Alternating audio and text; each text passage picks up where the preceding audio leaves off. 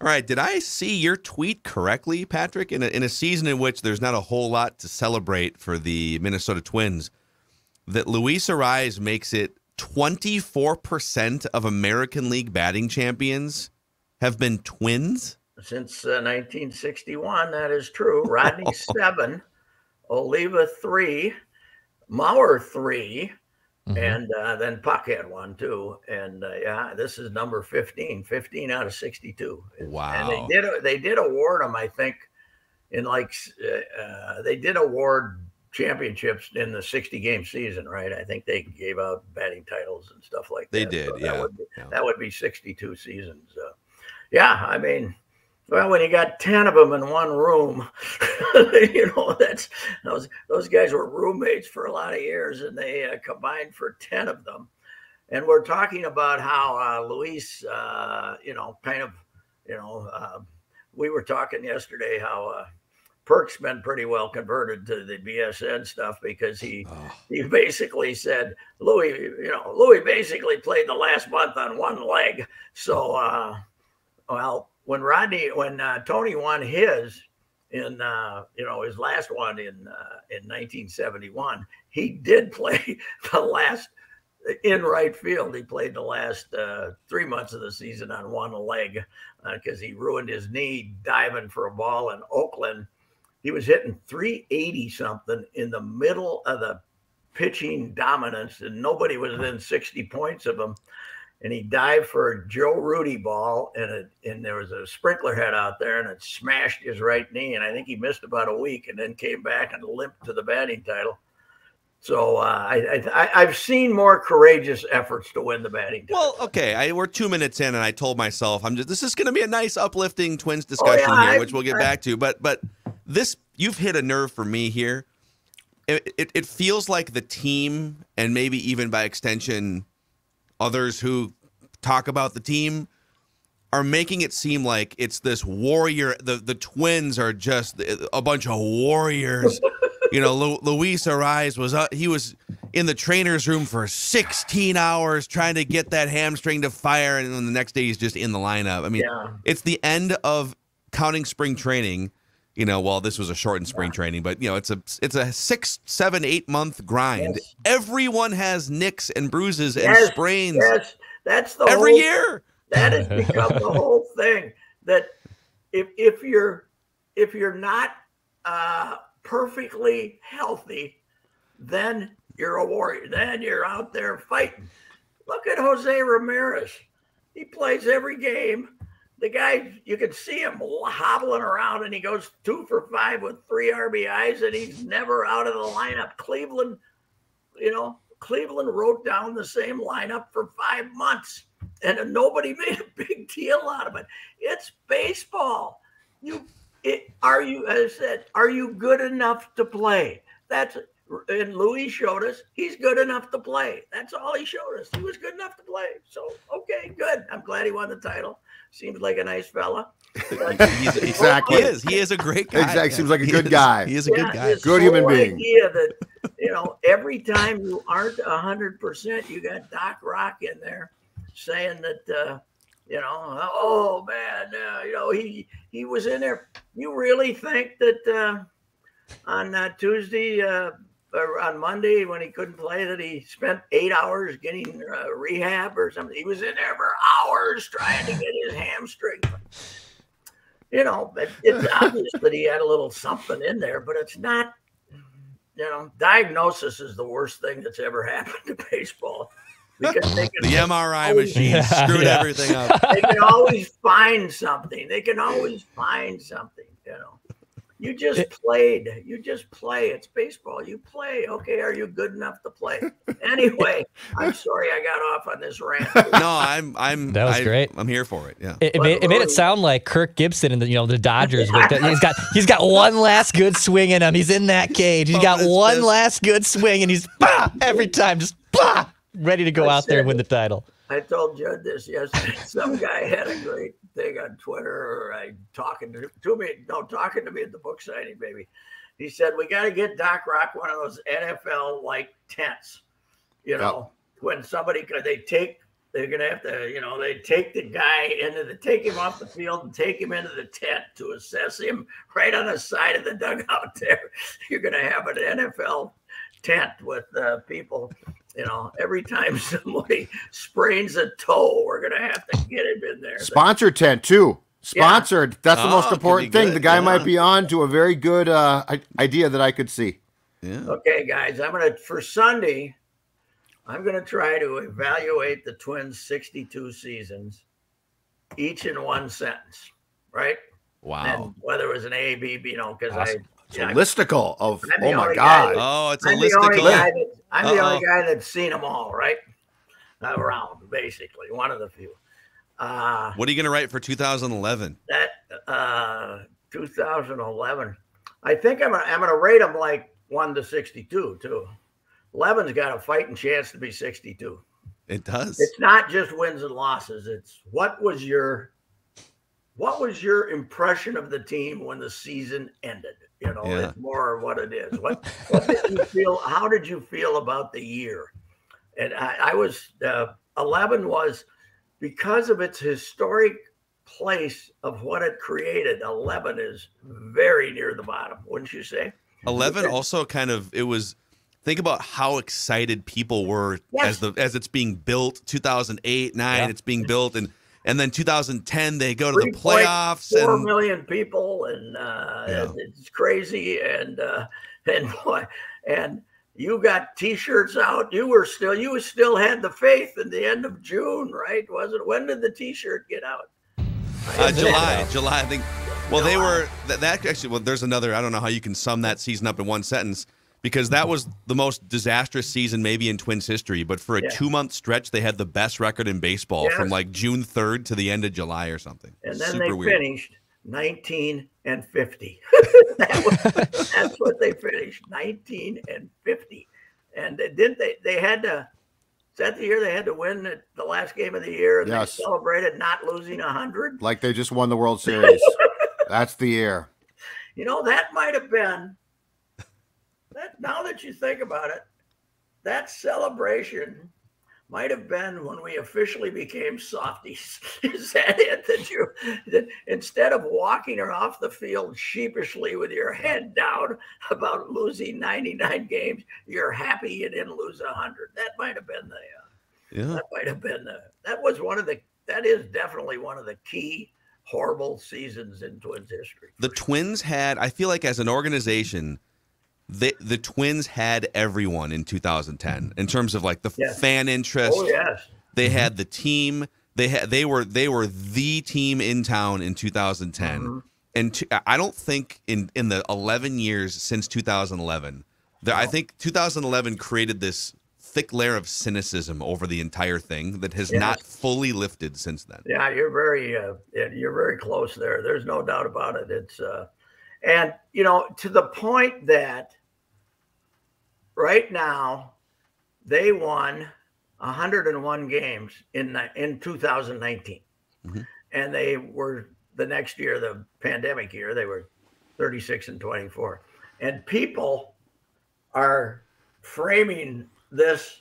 Who cares? Another horrible. They've been horrible for so long. It's like, okay, 2 straight lousy seasons, but it's like this. It's been this great journey through the desert for forever. Is the way because I think the most unappreciated season in franchise history is 2019. Don't you? Yeah, I mean that was an unbelievable year. I don't care if they were hitting Titleists. It was an unbelievable. It's true. It was an unbelievable year, but it was stamped by 2 things that piss people off the most about this franchise, which is they don't go for it at the trade deadline. They go and they trade for Sergio Romo and a broken Dyson, and they fail in the playoffs. So it was great until the 2 things that pissed people off the most happened. And that could be. And but I remember that game with the Yankees when Hicks made that catch. 15-14. Great game. That was one of the great nights in Target Field history. It was unbelievable. I was there till midnight with a bunch of fans, and I went with my Croatian buddies, and I couldn't get them to leave. It was like 12:05 when that game ended. It was a 9-inning game, right? Wasn't a 9-inning game? Yeah. forever. But it was that was there's no appreciation shown for that game. Sam Dyson is probably the key player of that season because they got him with all this. Right. That also showed us that you can't trust any trade these guys make, right? Wasn't that it? I think people like that team, but it was the Falvey Baldelli thing that we started to become suspicious of. So I think that the difference was in 19, I think the players were embraced by the fans for a substantial period of time. But you're right on the trades. And that also showed, because the thing that drives me nuts about these guys is they never fully admit things. So it's always like, oh, yeah, no, we made the trades that we had to make. Or, we just like, no, you didn't even come close. You idiots. Which doesn't differentiate them from many people, many other people in town, fessing up and admitting to, you got guys saying it's all on me, but they don't tell you what it is. Yeah, you're right. He's 3-1 though. But how could we get down on Rocco? I mean, that was his first year, wasn't he? That was his first year, and he was, wasn't he? Well, the first thing was, if I remember right, they had that was the year they played they played the Astros the next year. There was a couple pitching decisions where he would pull a starter after like 5 innings in a playoff game and put Cody Stashak in the middle of. But here's the other deal: they have gone insane with their pitching, with their approach to starting pitching in 3 years. Look at 2019. Yes, 4 of their starters had over 160 innings. And, I think Barrios had 200, didn't he? Or almost there. And Pineda was the 5th starter, and he had 146, in a partial season. So they Gibson wasn't great, but they kept, he gave them a lot of innings, and they won 101 games, tied into the notion that the starters go as long as they can, right? Mm-hmm. What happened in 3 short years? What happened? It's a great question. Somebody got to him. Yeah. I don't Perhaps know. the guy you've talked about. Josh Culp? Yeah, somebody got to him. Well, as you keep saying, Pat, Wes Johnson left for a reason in June. Yes, it's not I got to go recruit. I got to go down there because we got some transfer from Central Florida I got to talk The Twins knew that they could sell that crap and not get questioned. Yeah, well, they get away with it. Any self-respecting market would have questioned that a lot more than we did. Speaking of letdowns, 12 years ago today, in terms of build-up and then the inevitable letdown, 12 years ago today, the Vikings acquired Randy Moss from the Patriots. Wow. And I believe the Twins played game 1 of the ALDS, or at least were on the eve of playing game 1. Against Sabathia, right? And I stand by October 2010, which I was a senior in high school. So riding the high of being a senior, it's homecoming at high school. The Twins are in the playoffs. The Vikings just traded for Randy bleeping Moss. And in about 2.5 weeks, the spiral of downhill letdowns from all of those things was truly remarkable, and I'll never forget it. Yeah, that is, that was, it was really an odd year though too, because you win 101 and got to go on the road for the playoffs. Because they had to go to New York. There were 2 teams in the league that won more than 101. The Yankees had 103, and who else? Was it Houston? Probably the Astros. Yeah. Mm-hmm. 2019 it had. So they had to go on the road, and of course, not that it would have made any difference. They would have lost, got swept by the Yankees if they got to play at Target Field too. But yeah, it's it is that is a historic day because there's this whole psychological profile of what happened to Randy and children. He hated Childress. We didn't pay him, just like New England wasn't going to pay him. He got here and found out they weren't going to pay him either, and that put him in a bad mood. And that's what that was all about. So you're right, though. That is a historic day, October 6th. 17 years ago, though, gentlemen, you know what the Vikings did today during their bye week. Oh, that was an early October boat ride. They rented a boat, a couple of boats from Al and Almas, and Bryant McKitty and Fred Smoot had some big time fun. And there was a very big lesson to be learned there. Yeah, don't use high school. When you're going to have your bye week orgy, Do it downtown at a bar or restaurant that you take over and bribe all the help, like you had traditionally. Don't do it on a boat that might be out in public. They could have done it at the blocky Applebee's or something. They've done it for years downtown, and the wait staff was convinced that the tips were large enough that if there was some inappropriate behavior, that was okay. They had the bye-week orgy was a strong Vikings tradition. They just hadn't done it on a boat. They didn't have it. If those three guys didn't have to take a whiz behind a tree in Gladys Kravitz's lawn, it would have never been revealed to the public. They didn't hire their own servers. They used kids from Minnetonka High School who were traumatized into saying, we could make some money off this. Let's sue. That was the fatal flaw. The only bright thing Matt Burke has said in many years. He should have, what's wrong with our strippers? That's what his campaign slogan should be. Remember when I said this? I'm pretty. What's wrong with our strippers? Yeah, right. They imported Jensen them. Burke, 2022. That's right. But anyway, Louis, I don't know if we smoked them out to make him put Louis in the lineup for a couple of games if Louis didn't want to take the heat, but good for him. Why do you think the Yankees gave up? That the Judge didn't try to go out and go 2 for 2 and see if it was worth trying to make a run. I mean, he would have had to get 4 hits probably, but I think maybe he just wanted a day to after all the craziness. Yeah. They're off for 5 though, right? Huh?